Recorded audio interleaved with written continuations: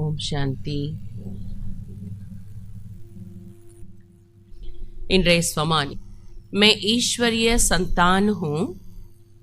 நான் ஈஸ்வரிய குழந்தை. தன்னுடைய சர்வ சக்திவான் தந்தையுடன் சதா இணைந்திருக்கின்றேன், கம்பைண்டாக இருக்கின்றேன். நான் ஈஸ்வரிய குழந்தைன்னு அர்த்தம் என்ன? ஈஸ்வரனுடைய குழந்தை, தன்னுடைய சர்வ சக்திவான் தந்தையுடன் சதா கம்பைண்டாக இணைந்திருக்கின்றேன். இது ஸ்வமானம். இதற்கான எக்ஸ்பிளனேஷன், விளக்கம் சொல்வாங்க இல்லையா பாபா முரளியில, சன் ஷோஸ் ஃபாதர். ஒரு குழந்தை அந்த அம்மா அப்பா மாதிரி இருப்பாங்க, அப்பாவை வெளிப்படுத்துவாங்க, அப்பாவை காட்டுவாங்க இல்லையா?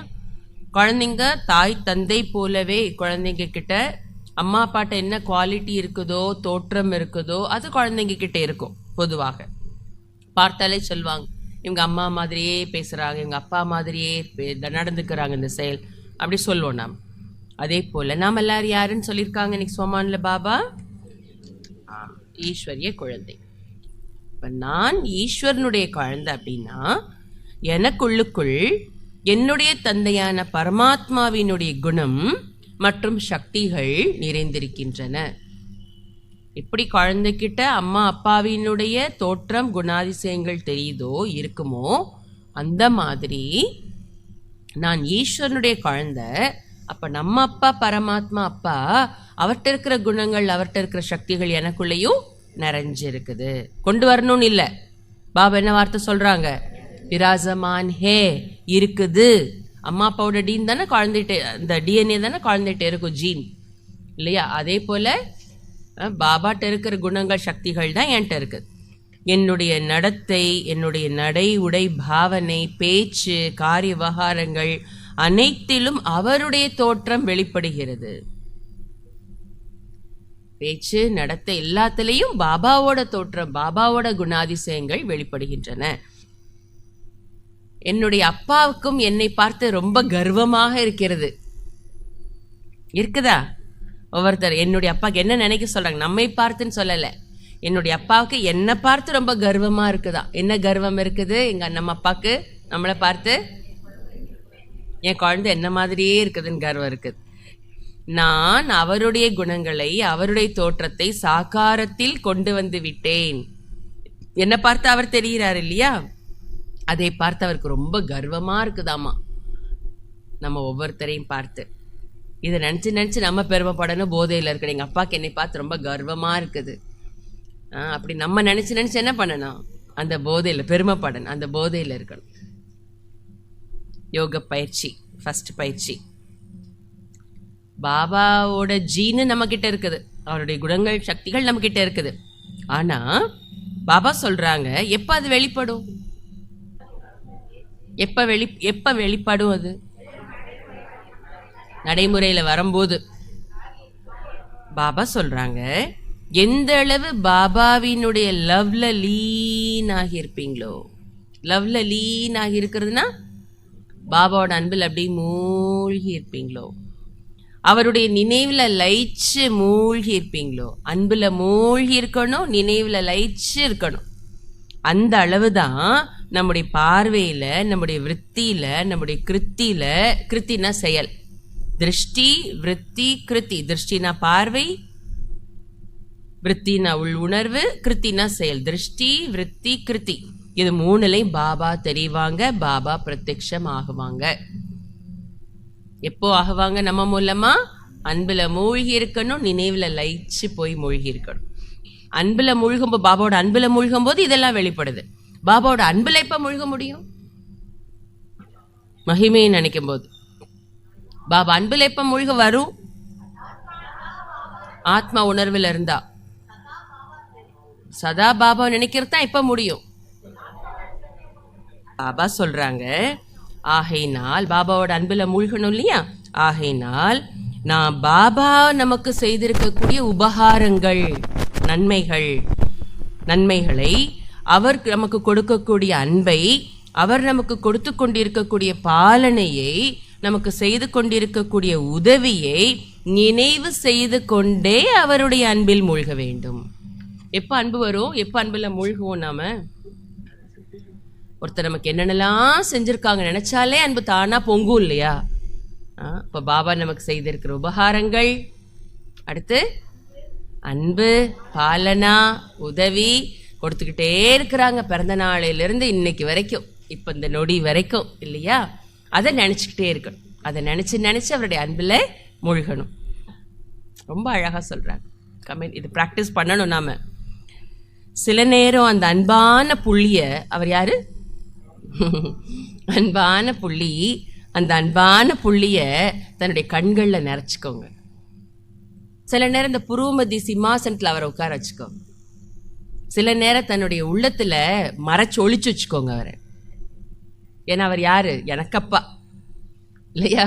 அதனால் சில நேரம் உள்ளத்தில் ஒளிச்சு வச்சுக்கோங்க. சில நேரம் அவருக்குள்ள நீங்க அடங்கிருங்க, நிறைஞ்சிருங்க, அவருக்குள்ள நீங்க மூழ்கிடுங்க. சில நேரம் அவரை உள்ளத்தில் வச்சுக்கோங்க, கண்ணில் வச்சுக்கோங்க, பாபா சப்ருக்குட்டியில் வச்சுக்கோங்க சொன்னாங்க. சில நேரம் நீங்க என்ன பண்ணுங்க, அவர்கிட்ட மூழ்கி போயிடும். மொத்தத்தில் என்ன செய்யணும்? ஒன்று அவரை உள்ளத்தில் வச்சுக்கணும், இல்லைன்னா நாம் அவருக்குள்ளே போயிடணும். அவ்வளோதான். அது அப்போ தானே அன்பு இல்லையா? இது ஒரு ஃபர்ஸ்ட் பயிற்சி. ரெண்டாவது பயிற்சி, பாபாவிற்கு சமமாக ஆகுவதற்காக இந்த பயிற்சியை தொடர்ந்து இடைவிடாமல் செய்து கொண்டே இருக்க வேண்டும். எந்த பயிற்சி? ஒவ்வொரு சங்கல்பம், ஒவ்வொரு வார்த்தை மற்றும் செயல் செய்வதற்கு முன்னதாகவே தன்னிடம் கேட்க வேண்டும் கேள்வி. என்ன கேள்வி கேட்கணும்? இது பாபாவிற்கு சமமாக இருக்கிறதா? எனக்கு வரக்கூடிய இந்த எண்ணம் பாபாவிற்கு சமமாக இருக்கிறதா? பாபா இப்படி எண்ணம் செஞ்சிருப்பாங்களா? பாபா இந்த வார்த்தை பேசியிருப்பாங்களா? பாபா இப்படிப்பட்ட கர்மா செஞ்சிருப்பாங்களான்னு செய்வதற்கு முன்னதாகவே என்ன பண்ணணுமா? பாபாவோட ஒப்பிட்டு பார்த்து தன்னைத்தானே கேள்வி கேட்கணும். அப்படி நீங்க ஒப்பிட்டு பார்க்கும்போது பாபா ஆமா பாபா இப்படித்தான் சங்கல்பா பண்ணியிருப்பாங்க, இப்படித்தான் பேசியிருப்பாங்கன்னு உங்களுக்கு தோணுச்சுன்னா செய்யுங்க. இல்லைன்னா எந்த அளவுக்கு அதை செய்யாம விடணும்? ரொம்ப அழகான ஒரு வார்த்தை சொல்றாங்க பாபா, விஷத்தை எப்படி ஒதுக்குவீங்களோ அந்த மாதிரி நினைச்சு தியாகம் பண்ணுங்க. விஷத்தை யாராவது பக்கத்துல வச்சுப்போமா? பக்கத்துலயே கூட வைக்க மாட்டோம், தொட கூட மாட்டோம். இப்படி இப்படி தொடுவோம், லேசா கூட போயிடக்கூடாது, கையில பற்றக்கூடாது இல்லையா? அந்த மாதிரி இது பாபா இது செய்ய மாட்டாங்க அப்படின்னு தெரிஞ்சா அது விஷத்துக்கு சமமாக கருதி அதை தியாகம் பண்ணிடுங்க. மூன்றாவது அழகான ஒரு பயிற்சி சொல்லி கொடுக்குறாங்க பாபா. எப்படி பாருங்க, பகல் பொழுதுல நாம் அநேக முறை தன்னுடைய பிரியமான சம்பந்தத்தில் உறவினர்கள் நண்பர்கள் யார் இருக்கிறாங்களோ அவங்களுக்கு ஃபோன் பண்ணிக்கிட்டே இருக்கிறோம். எப்படி இருக்கீங்க, என்ன ஏது, நம்ம நிலவரத்தை கேட்குறோமா இல்லையா? ஆமாம், வைசிக. அதே போல நம்முடைய பரம பிரியத்தம்னா யாரு? நம்முடைய பிரியமான அப்பா, பரம பிரியத்தம் நாயகன் பிராணேஸ்வரர். அவருக்கு கூட அடிக்கடி ஃபோன் பண்ணுங்க. அவருக்கு என்ன பண்ணணுமா? அடிக்கடி ஃபோன் பண்ணணுமா? ஃபோன் பண்ணி என்ன கேட்கறது? என்ன கேட்கறது? அவர்கிட்ட கேட்கணுமா? பாபா நீங்க எப்படி இருக்கீங்க, என்ன பண்ணிட்டு இருக்கீங்க பாபா அப்படின்னு அவர்கிட்ட கேட்கணுமா?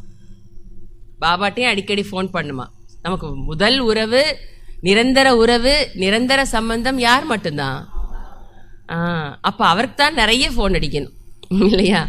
நிறைய ஃபோன் பண்ணி பாபா என்ன பண்ணுறீங்க, என்ன பண்ணிட்டு இருக்கீங்க அப்படி கேட்கணுமா? ஃபோன் பண்ணால் அவங்கள்ட்ட மட்டுமா பேசுவோம், நாமளும் என்ன செய்வோம்? நம்ம வீட்டு கதை, ஊரு கதை எல்லாம் சொல்லுவோம்ல, அவங்க கதை இவங்க கதை சொல்லுவோம்ல. அதே போல் நம்முடைய முயற்சியினுடைய மற்றும் சேவையினுடைய சமாச்சாரத்தை அவருக்கு சொல்லணும் ஃபோனை பண்ணி. சொந்தக்காரங்க ஃபோன் பண்ணி ஒன்று நிலவரம் கேட்போம், ரெண்டாவது நம்ம வீட்டு நிலவரத்தை சொல்லுவோம், அடுத்து வேற என்ன செய்வோம்?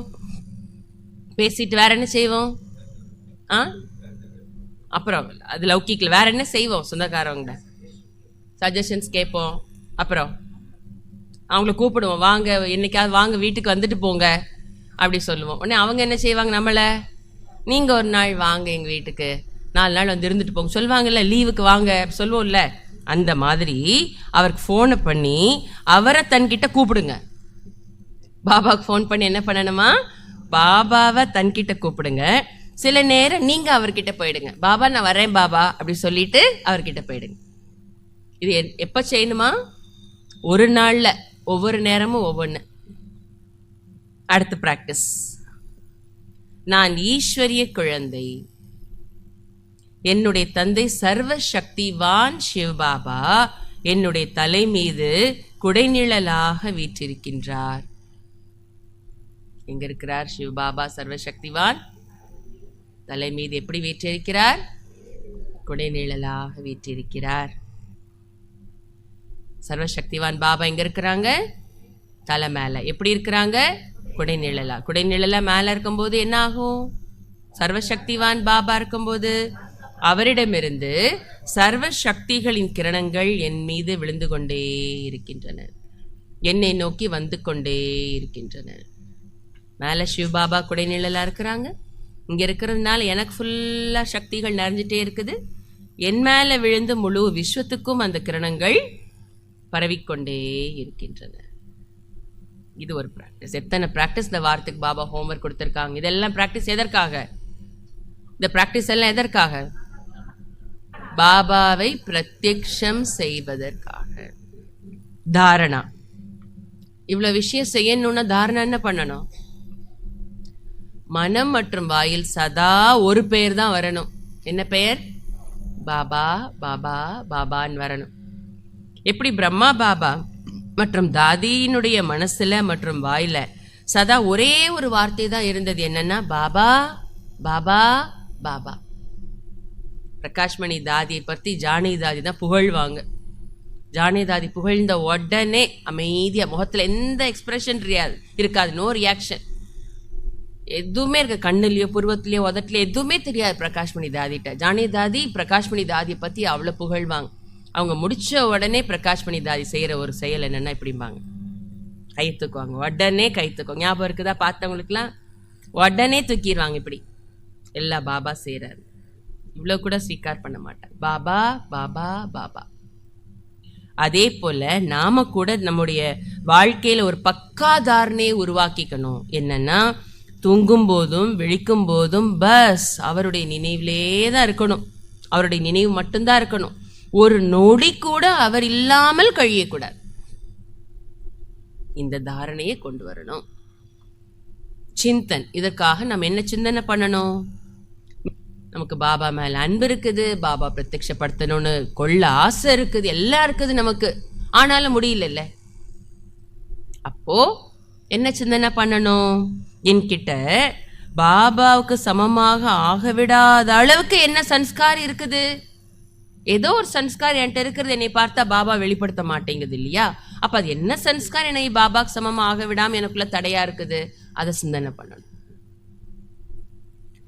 பாப் தாதா எப்படி இருக்காங்க, எப்படிப்பட்டவங்க, எப்படி இருக்காங்க, என்னென்ன குவாலிட்டிஸ், என்னென்ன தன்மைகள் அவங்ககிட்ட இருக்குது பாப் தாதா ரெண்டு பேர்ட்டையும், அதை எழுதுங்க.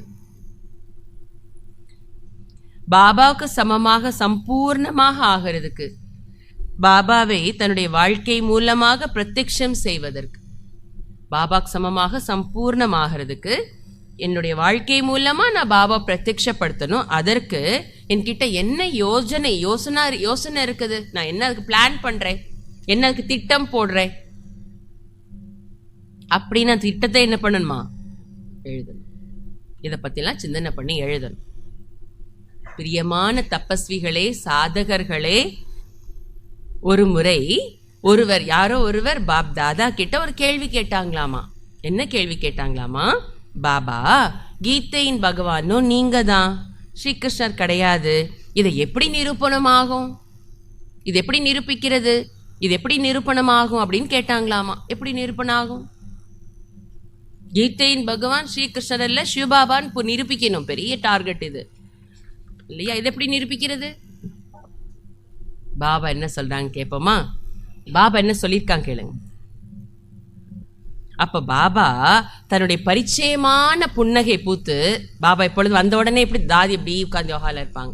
பாப் தாதா வந்த உடனே கண்ணை திறந்து முதல்ல கண்ணு செயல்படும். அடுத்து எது இந்த உறுப்புல முகத்துல செயல்படும்? ஸ்மைல். அந்த ஸ்மைல் எவ்வளவு நேரம் இருக்கும்? கடைசி வரைக்கும் பாப் தாதா போற வரைக்கும் இருக்கும் அந்த ஸ்மைல். முரளி சொல்லும் போது இருக்கும், அமைதியா திருஷ்டி கொடுப்பாரு அப்பவும் இருக்கும், ஸ்மைல் இருக்கும் இல்லையா? பாபா வந்துட்டாங்கன்னு அப்பதான் நமக்கு தெரியும். அந்த பரிச்சயமான அந்த புன்னகையோட ரொம்ப ஆழமான பதில் சொன்னாங்களாம் பாபா. நம்ம சொல்லிட்டோம், அம்மா அப்பா யார் நமக்கு தெரிஞ்ச ஞானத்தின் ஆதாரத்தை நம்ம பதில் சொல்லிட்டோம். ஆனால் பாபா ரொம்ப ஆழமான பதில் சொன்னாங்க. என்னன்னா, பாபா நிக்காஹா, பாபாவோட ஆன்சர் என்றைக்குமே வித்தியாசமாக இருக்கும், மாறுபட்டதாக இருக்கும், வேறுபட்டதாக இருக்கும். நம்ம எல்லாரும் ஒன்று சொல்லியிருப்போம், அவர் வேற ஒன்று சொல்வார் இல்லையா? ஏன்னா அவர் யாரு? ஞான கடல், ஞான சூரியன். பாபா சொல்லியிருக்காங்க, எப்போ கீதையின் ஞானம் உங்க வாழ்க்கையில தாரணையில வந்துருமோ அப்பதான் கீதையின் பகவான் உலகத்துல நிரூபணமாகுவார். கீதா உபதேசம், கீதா ஞானம் என்ன உபதேசம் பண்ணியிருக்கிறார், அது எங்க வரணும்? நம்ம வாழ்க்கையில தாரணையில வந்தது அப்படின்னா கீதையினுடைய பகவான் ஸ்ரீ கிருஷ்ணர் அல்ல சிவபாபான்னு நிரூபணமாகுவார். சந்தேஷ ஸ்பஷ்ட ஹே, பாபாவுடைய செய்தி ரொம்ப தெளிவா இருக்கிறது. பாபாவோட ஆன்சர் தெளிவாயிடுச்சு. இப்பொழுது நான் என்ன செய்ய வேண்டும் என்பதை ஒவ்வொருவரும் தன்னிடம் தானே கேட்க வேண்டும். நல்லது. ஓம் சாந்தி.